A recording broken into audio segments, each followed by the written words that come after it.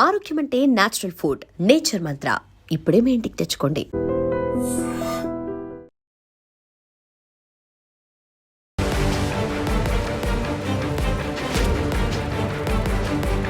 నమస్కారం, welcome to iDream. నేను మీ సంగీత. భార్యను వేట కొడవలితో నరికి చంపేసి ఆ మృతదేహంతో భర్త సెల్ఫీ తీసుకొని మరి వాట్సాప్ స్టేటస్లో నువ్వు చేసిన ద్రోహానికి మరణమే ఫలితం అని చెప్పేసి ఆ క్యాప్షన్ పెట్టి మరి పెట్టడం జరిగింది. ఈ సంఘటన ఎక్కడ చోటు చేసుకుంది, ఆ వ్యక్తికి ఎలాంటి శిక్షలు ఉంటాయనేది మనం ఒక్కసారి తెలుసుకుంటే, ఈ సంఘటన వచ్చేసి తమిళనాడులో చోటు చేసుకోవడం జరిగింది. అయితే ఈ బాలమురుగన్ అదేవిధంగా శ్రీప్రియకు పెళ్ళైపోయిన తర్వాత 2 పిల్లలు కూడా పుట్టడం జరిగింది. భర్త ప్రవర్తన అదేవిధంగా భార్యకు నచ్చకపోవడము, దీని నేపథ్యంలో కుటుంబ కలహాలు ఏర్పడేసి ఇతనితో నేను కలిసి ఉండలేను అని చెప్పేసి పిల్లలిద్దరిని తీసుకొని వచ్చేసి శ్రీప్రియ వాళ్ళ అమ్మగారింట్లో ఉండడం జరుగుతుంది. అయితే 1 year నుంచి కూడా వీళ్ళు ఇద్దరు కూడా భార్యాభర్తలు కలిసి ఉండకపోవడము, భర్త ఎన్నిసార్లు పిలిచినా కూడా రాకపోవడము, అంతేకాకుండా భార్య పైన చాలా అనుమానం అన్నట్టు. అంటే ఆ పిల్లలు నాకే పుట్టారా, లేదంటే నువ్వు ఎవరితో మాట్లాడుతున్నావు, ఎక్కడికి వెళ్తున్నావు, ఇలాంటివన్నీ అనుమానాలు ఎక్కువగా వ్యక్తం చేసి ఆమెను చాలా వరకు హింసలకు గురి చేయడం జరిగింది. ఇక భరించలేని నేపథ్యంలోనే తల్లిగారి ఇంటిని ఆశ్రయించడం జరిగింది. అక్కడికి వచ్చినాక కూడా పలుసార్లు ఫోన్లు చేసి మరి నువ్వు ఎవరితో మాట్లాడుతున్నావు, ఎక్కడికి వెళ్తున్నావు, ఏం చేస్తున్నావు, నా పిల్లలేరి, నా పిల్లలు నాకే పుట్టారా లేకపోతే ఇంకెవరికి పుట్టారు, ఇలాంటి క్వశ్చన్స్ అన్ని వేయడం వల్ల ఇక ఇతనితో నాకు జీవితమే వద్దు, ఇతనితో నాకు ఎలాంటి కాంటాక్ట్ కూడా వద్దు అని చెప్పేసి నిశ్చయించుకున్న తర్వాత తను తన సొంత కాళ్ళ మీద నిల్చొని పిల్లల్ని ఎలాగైనా సరే పోషించుకోవాలన్న నేపథ్యంలో తను వేరే ప్లేస్కు వచ్చేసి ఒక బట్టల షాప్లో ఉద్యోగానికి కుదిరి ఆమె పని చేసుకుంటూ ఉంటుంది. ఒక లేడీస్ హాస్టల్లో స్టే చేస్తుంది.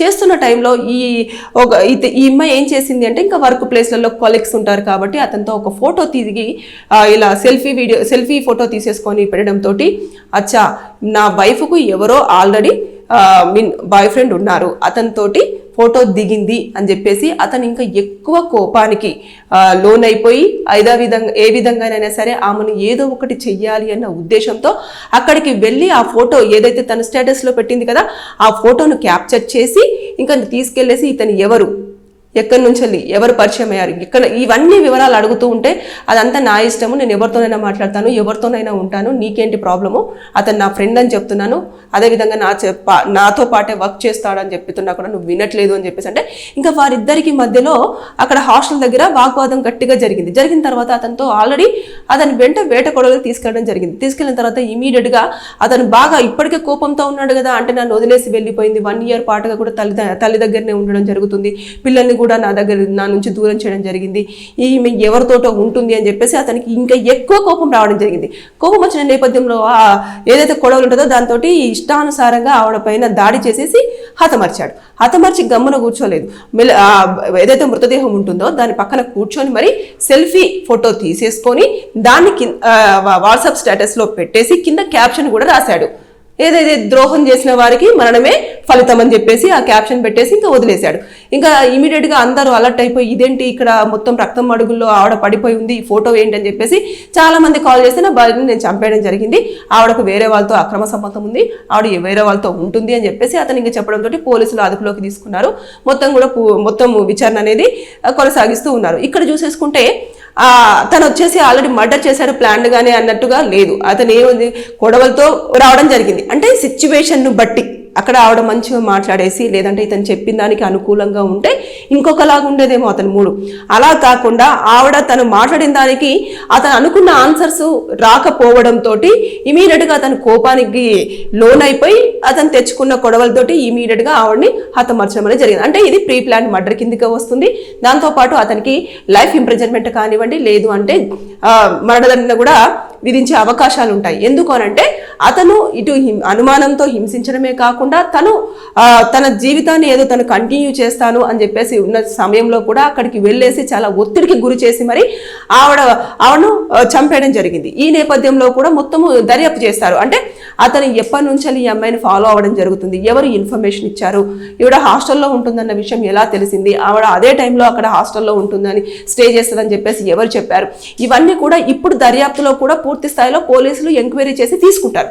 తీసుకున్న తర్వాత అతను చెప్పిన దాని ప్రకారంగా ముందుగానే అంటే ఒకవేళ తనతో జీవితం కొనసాగించినా కూడా హతమర్చేవాడా అనే దానిపైన కూడా వారు ఎంక్వైరీ చేస్తారు. అంటే అతని దగ్గర నుంచి మొత్తం పూర్తి ఇన్ఫర్మేషన్ తీసుకున్న తర్వాత అప్పుడు ఇప్పుడు ఎలాగో మర్డర్ కేసు అయితే కామన్గా అట్రాక్ట్ అవుతుంది, దాంట్లో శిక్షలు నేను చెప్పేశాను.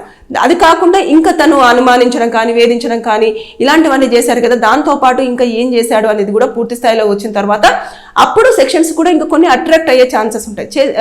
అట్రాక్ట్ అయిన తర్వాత అప్పుడు ఇంకా అతనికి పనిష్మెంట్స్ కూడా పడే ఛాన్సెస్ కూడా ఉంటాయి. అంటే ఈ లెక్కను చూసేసుకుంటే ఎప్పుడైనా సరే ఒక ఏదైనా ఇన్సిడెంట్ జరిగినప్పుడు పెద్దల సమక్షంలో కూర్చొని మాట్లాడుకోవడమో, లేకపోతే ఇద్దరు అనుకూలంగా మాట్లాడుకోవడమో, లేకపోతే ఎందుకు ఇలా జరుగుతుంది అని చెప్పేసి చెప్పడమో, ఇలాంటి అనుమానం అనేది చాలా పెనుభూతంగా లైఫ్లో స్టార్ట్ అవుతుంది.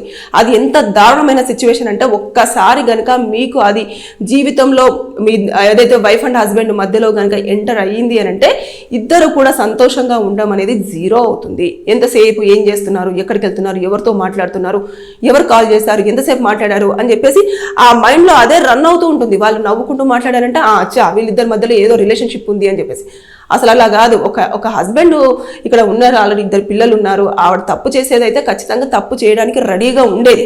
కానీ అలా కాకుండా తను ఏదో పిల్లలను ఎలాగైనా పోషించాలి అన్న ఉద్దేశంతో తల్లి దగ్గర పెట్టేసి తను పని చేసుకోవడానికి వెళ్ళింది. కానీ భర్త మీద కేసులు ఫైల్ చేయడం కానివ్వండి, భర్త నన్ను హింసిస్తున్నాడని చెప్పడం కానివ్వండి, అదేవిధంగా పోలీసులకు ఇన్ఫర్మేషన్ ఇవ్వడం కానివ్వండి, ఇలాంటివి ఏమీ చేయలేదు. అంటే ఆవిడకి ఇంకా భర్త మీద మారుతాడన్న నమ్మకం ఉన్నది. అంతేకాకుండా నన్ను ఎప్పటికో ఒకసారి అర్థం చేసుకుంటాడు అని చెప్పేసి కొంచెం నమ్మింది.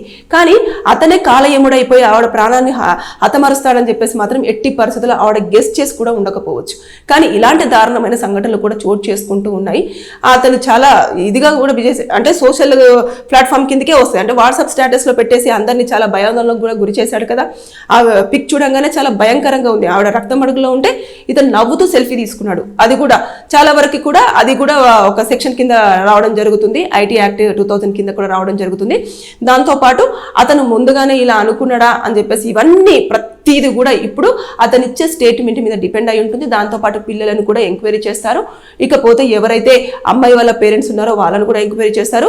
ఆ అబ్బాయి తరపున ఉన్న పేరెంట్స్ని కూడా ఎంక్వైరీ చేయడం జరుగుతుంది. చుట్టుపక్కల ఎవరైతే ఉన్నారో వాళ్ళు స్టే చేసినప్పుడు వాళ్ళందరినీ కూడా అంటే వీళ్ళ భార్యాభర్తలు ఇద్దరు ఎలా ఉండేవాళ్ళు, ఎప్పుడు గొడవ పడుతుండే వాళ్ళ లేదంటే ఎలా ఉండేది అని చెప్పేసి పూర్తి స్థాయిలో ఇన్ఫర్మేషన్ తీసుకున్న తర్వాతనే ఛార్జ్ షీట్ అనేది ప్రిపేర్ చేయడం అనేది జరుగుతుంది. ఏదేమైనా సరే కానీ మర్డర్ కేసులో అనవసరంగా భార్యను ఒప్పించి కాపురానికి తీసుకెళ్లాల్సిన భర్త చంపేసి మరి తనతో సెల్ఫీ తీసేసుకొని ఆ మృతదేహంతో సెల్ఫీ తీసుకొని హంతకుడుగా మిగిలాడు. జైల్లో కూర్చోడానికి ఊసలు లెక్కబడడానికి రెడీగా ఉన్నాడు. అది కూడా అతను ఇంకా బయటకు వస్తాడా లేదా అన్నది క్వశ్చన్ మార్కే. ఎందుకంటే అతనే చాలా ఇంకా ఎంక్వైరీ చేయని అవసరం అంటే ఇంకా అతని కోసం వేరే ఎంక్వైరీ అంటే మీరు ఎక్కడున్నాడు ఏంటని వెతకాల్సిన అవసరం లేకుండా అతనే నేనే చంపాను, నేనే దీనికి అంత కారణం అని చెప్పేసి మరి నవ్వుతూ ఫోటో తీసుకున్నాడు కదా.